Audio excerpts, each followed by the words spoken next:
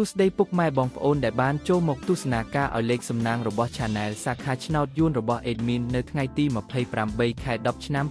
2025 សម្រាប់ការឲ្យតម្រុយឆ្នោតយួនជូនពុកម៉ែបងប្អូនទស្សនាកម្សាន្តអារម្មណ៍ពេលសម្រាប់ពីការងារដូចនេះកុំឲ្យខាត់ពេលយូរយើងចូលមកកាន់លេខសំណាងយើងទាំងអស់គ្នា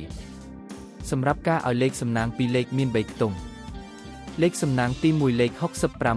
65លេខសំណាងទី2លេខ21និងលេខសំណាងចុងក្រោយ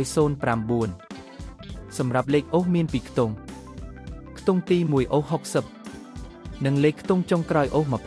20សម្រាប់3លេខមាន2ខ្ទង់ខ្ទង់ទី1មានលេខ5119គុណនិងលេខខ្ទង់ចុងក្រោយមាន0152គុណលេខសំណាងថ្ងៃនេះ Admin ក៏សូមជូនពរឲ្យពុកម៉ែបងប្អូនហេងទាំងអស់គ្នាមានលាភមានជ័យ